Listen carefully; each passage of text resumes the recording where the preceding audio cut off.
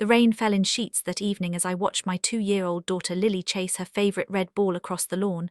She was laughing, that pure sound only toddlers can make. "Mama, look," she called out as the ball rolled toward the street. Everything happened so fast. Headlights appeared out of nowhere, cutting through the rain. A horn blared, tires screeched. I was already running, screaming, but I was too far away. The impact echoed through the night like thunder. Then terrible silence broken only by rain. I reached Lily's body and fell to my knees, pulling her into my arms. She was so still. Blood mixed with rainwater on the street. Neighbors rushed out. Someone called 911. And in the distance, a car door opened. A woman stumbled out, expensive perfume mixing with the smell of alcohol. My stepmother, Diane. Diane leaned against her luxury sedan, designer heels unsteady on wet pavement, her eyes unfocused and glazed. "Oh God," she slurred. "I didn't see her." I held Lily tighter, rocking back and forth, begging her to open her eyes. The ambulance arrived within minutes. Paramedics tried to take Lily from my arms, but I couldn't let go. A young EMT gently pried my fingers loose.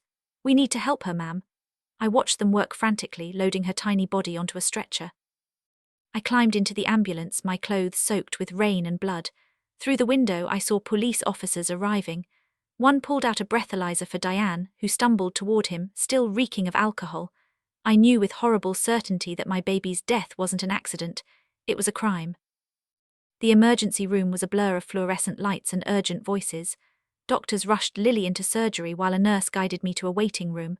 I sat shaking, unable to accept what was happening. Hours passed.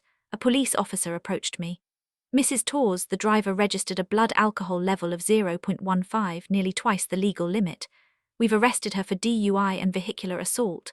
Depending on your daughter's condition, additional charges may follow." Then a doctor appeared, still in surgical scrubs. The look on his face told me everything.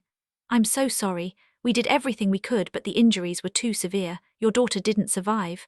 The world tilted sideways. Someone caught me as I fell. And somewhere in the distance I heard a sound like an animal dying. It was coming from me. Someone must have called my father. I sat in that hospital room beside Lily's body when I heard his voice in the hallway. "Where is she? Where's my daughter?" Hope flickered despite everything. He would help me through this. I stood and moved toward the door. My father appeared, silver hair disheveled, still in his expensive suit. Our eyes met. I reached for him, needing his embrace.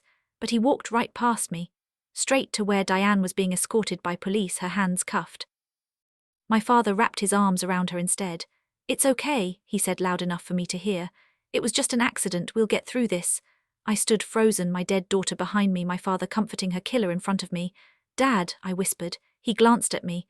"We'll talk later, Emily. Right now, Diane needs me." I had lost more than my daughter that night. A hospital social worker helped me through the paperwork. Death certificate, funeral home contacts, I signed everything mechanically. A nurse brought Lily's belongings in a plastic bag, her stuffed rabbit, tiny shoes, a butterfly hair clip. I clutched the bag and felt something crack inside me. My phone rang constantly. Friends, relatives, my mother, everyone except my father. 2 days passed in that hospital room. I couldn't leave. On the 3rd day, a police officer arrived. "Mrs. Torres, Diane Fletcher, has been released on bail." My stomach dropped. "Your father posted the bond, $500,000. She's been ordered to surrender her license and wear an ankle monitor, but she's free until trial." My father had spent $500,000 to free the woman who'd killed his granddaughter while I sat alone mourning. I finally left the hospital on the 4th day. Friends helped me pack away Lily's toys, each one a knife to my heart. My father still hadn't called. Finally, on the 5th day, he answered. "What do you want me to say? It was a horrible accident. Diane is devastated." "She killed your granddaughter. She was drunk." I said. "Don't be dramatic," he snapped. "It was raining. Visibility was poor. These things happen. She's paying for it. She's free while my daughter is dead. She's my wife. She's family. You need to forgive her, Emily." "I'm planning Lily's funeral," I said, suddenly calm. "Diane isn't invited." Silence. "If she's not welcome, neither am I," he said. "Then I guess you won't be there." He hung up without another word. Planning a child's funeral is torture. Every decision felt impossible. I chose white roses because Lily loved flowers, soft music, a small white casket with gold handles. The funeral director's honesty stood out. "Children shouldn't die before their parents, I'm sorry." My phone rang constantly with people offering help, but my father's number never appeared. On the evening before the funeral, I received a text from an unknown number. My father, using a phone I didn't recognize. "We will attend tomorrow if Diane is allowed. Otherwise, consider this goodbye. I stared at that message for an hour. Then I blocked the number and finished writing Lily's eulogy alone. The funeral was held on a grey Thursday morning in a small church. My mother flew in from California and held me while I cried. I'd reserved the front row for family. 2 seats on the right side, hoping my father would choose his granddaughter over his wife. The service began at 10. The minister spoke about innocence and loss. People gave eulogies about Lily's laugh, her love of books, her dandelion bouquets. My eyes kept drifting to those empty seats. When it was my turn, I stood at the podium and looked at the crowd, at Lily's small white casket, at the empty seats where my father should have been. My daughter deserved better than this, I whispered. Then I broke down completely. The burial was worse than the funeral. Watching them lower my baby into the ground, understanding this was permanent. Forever, people stood around with black umbrellas against the light rain. They took turns hugging me, whispering condolences. After everyone left, after the cemetery workers began filling in the grave, I pulled out my phone. 23 missed calls, 14 text messages, none from my father. I called him. It rang once before going to voicemail. He'd declined my call at my daughter's burial. I realized my father had made his choice. He'd chosen Diane over Lily, chosen his wife over his granddaughter. I deleted his contact from my phone. That night, I saved Lily's last voicemail, her toddler babble and giggles, to 3 different devices and cried until I had nothing left. Weeks passed in a haze. I took leave from work. Friends brought food I didn't eat. My mother stayed, making sure I got out of bed. Lily's room remained untouched. My father never called. 6 weeks after Lily's death, my mother found me in Lily's room holding her stuffed rabbit. "Have you heard from your father?" I shook my head. "He's disowned me because I wouldn't forgive the woman who killed his granddaughter." My mother explained. "Your father chooses comfort over courage. He can't face his pain, so he's pretending it doesn't exist. Anyone who reminds him gets cut out." That night I received a Google alert. A photo from the local newspaper showed my father and Diane at a charity gala, both smiling in expensive clothes. The caption, "Community leaders host annual benefit." They looked perfectly normal, like a child hadn't died. My mother asked, "Are you going to do something about this?" "Yes," I said finally. The trial date was set for 3 months after Lily's death. The prosecutor, Ms. Harrison, explained Diane's defense strategy: poor visibility, unexpected child in street, accident unavoidable even if sober. "Can they win?" I asked. She hesitated. With her legal team and connections, maybe. I attended every pretrial hearing. My father sat behind Diane, hand on her shoulder, never looking at me. During one hearing, I watched him whisper to Diane. She smiled at him, squeezed his hand. Something inside me turned cold and hard. At the preliminary hearing, I testified about that night. Diane's lawyers questioned me aggressively, trying to blame Lily. Throughout my testimony, my father glared at me like I was the villain. After the hearing, he approached me in the parking lot for the first time since before the funeral. My father blocked my car door. "This vendetta against Diane has to stop. Can't you see what it's doing to everyone?" I stared in disbelief. "She killed my daughter, your granddaughter. She was drunk. It was an accident. Diane has suffered enough. The guilt, the legal fees, the scrutiny. When does it end?" "It never ends for me," I said. "I'll never hold my daughter again. Lily is dead forever, but Diane gets to walk free. She's my wife. I love her. I can't abandon her." "But you could abandon me, abandon Lily's memory." He looked away. "You forced me to choose when you excluded Diane from the funeral." "No, you chose when you posted her bail, hired her lawyers, sat beside her instead of me." I got in my car. He grabbed my arm. "Can't we be a family again? We never will be. Let go." "You're making a mistake," he said. "No, Dad, you made the mistake, and Lily paid with her life." I drove away. The trial began on what would have been Lily's 3rd birthday. The prosecution presented police testimony, eyewitness accounts, medical reports. Diane's defense emphasized tragic accident, presenting her as a respected community member with no prior record. Diane testified, tears streaming. "I didn't see her.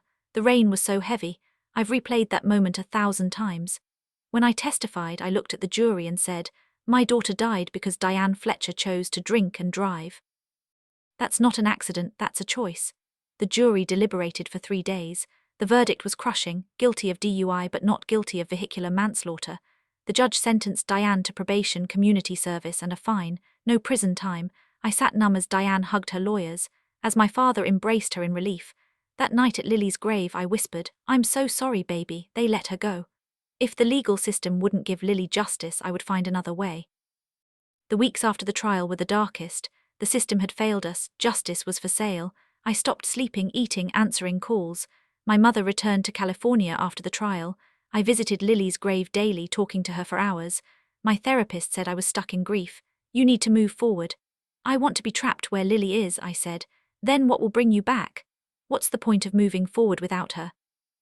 Dr. Williams asked a question that changed everything. Do you want peace or justice? That night I pulled out a box I'd been collecting since the accident. Police reports, medical examiner findings, court transcripts, newspaper articles, photos, a complete record. I spread everything across my dining table. If peace wasn't possible, I would settle for justice, and if the courts wouldn't deliver it, I would. I spent a week digitizing everything. Diane's blood alcohol level, the expensive lawyers, the bail money, the light sentence, the connections that influenced the verdict. I compiled it into a detailed timeline showing how wealth bought freedom for a child's killer. I included photos of Lily alive and vibrant. I researched journalists and found Victoria Sterling, known for exposing corruption and taking down powerful people. I created an anonymous email account, attached every file, and wrote, "She killed a child. He paid to bury the truth. This is the story the wealthy don't want told." I hovered over the send button. Once I did this, there was no going back. My father would know, the fallout would be nuclear, but I thought about Lily, about her laugh, about justice Dennied. I pressed send.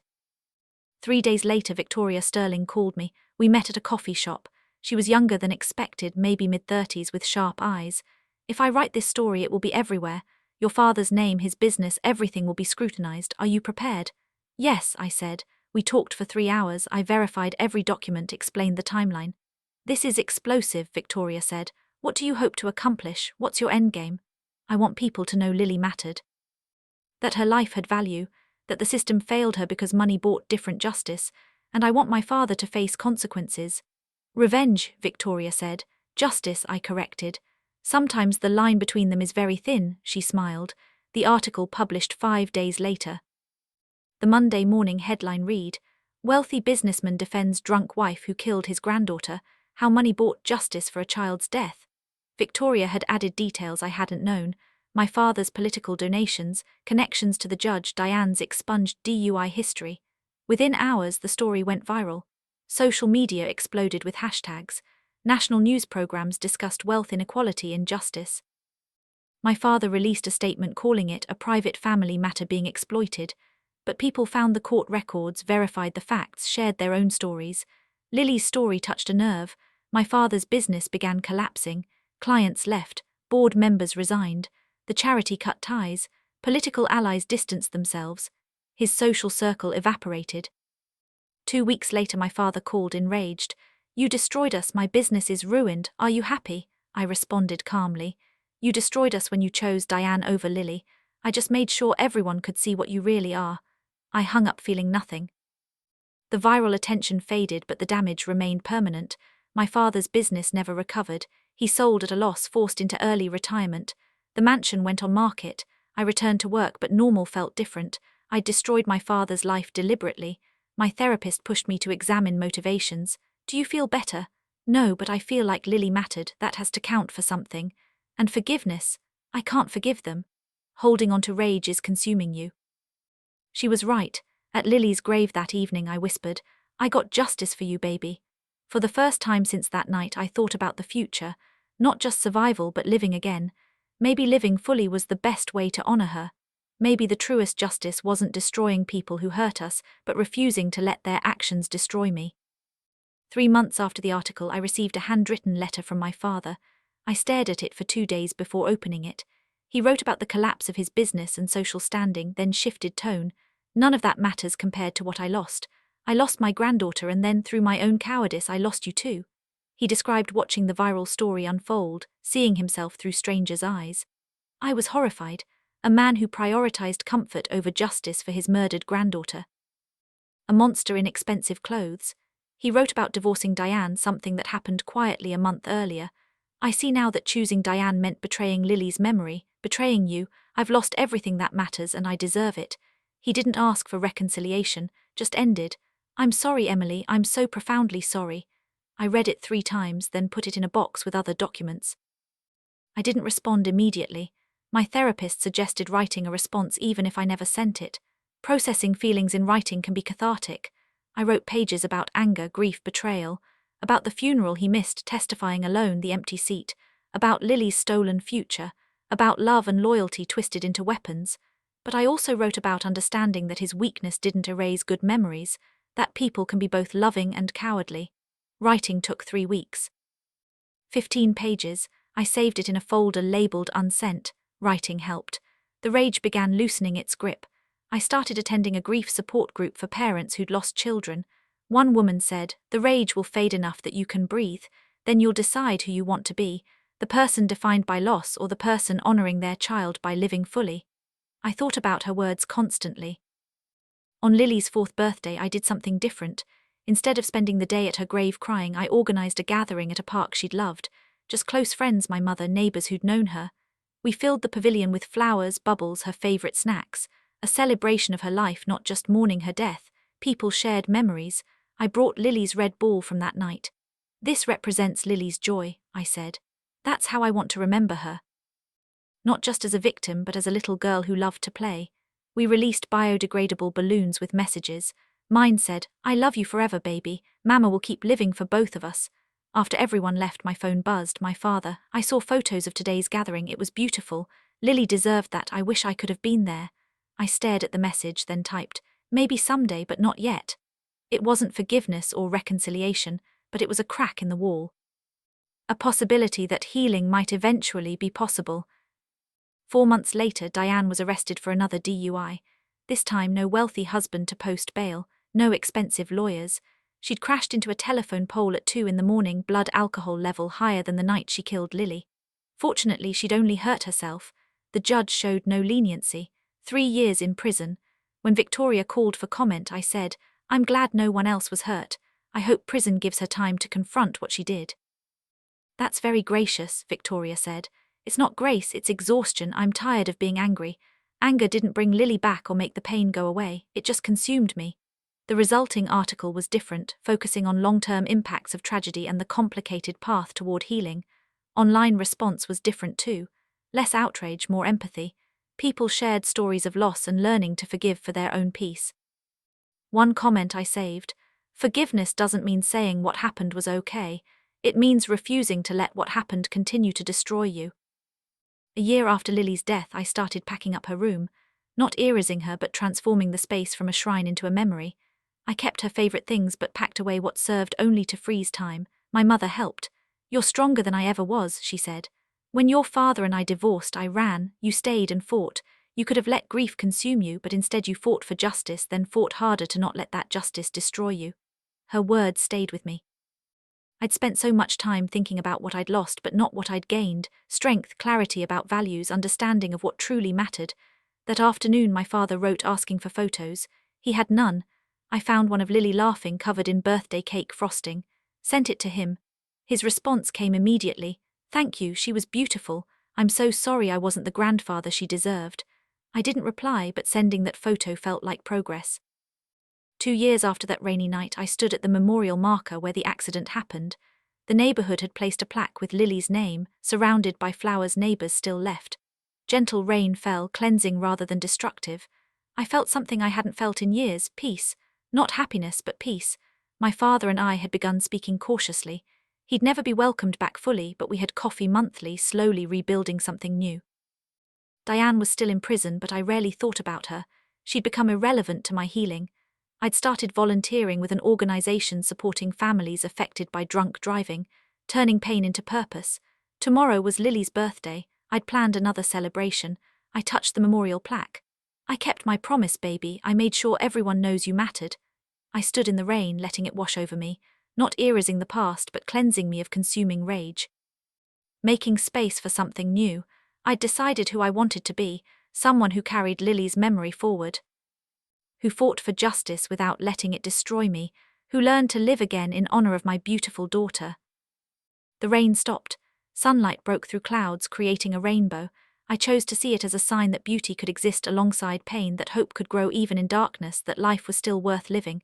My mother texted, "Love you, proud of you." Lily would be too. I smiled through tears. "Love you too." I drove home, ready to celebrate my daughter's life instead of just mourning her death, ready to honor her memory by refusing to let tragedy be the only story told about her. Lily had lived. She'd brought joy, she'd been loved deeply. That, not the accident, trial, or rage that followed, was her true legacy. I would spend my life making sure the world remembered her that way, not as a victim, but as a beautiful, joyful little girl who made her short time on earth brighter for everyone who knew her. The rain had washed away nothing but made space for everything. And that was enough.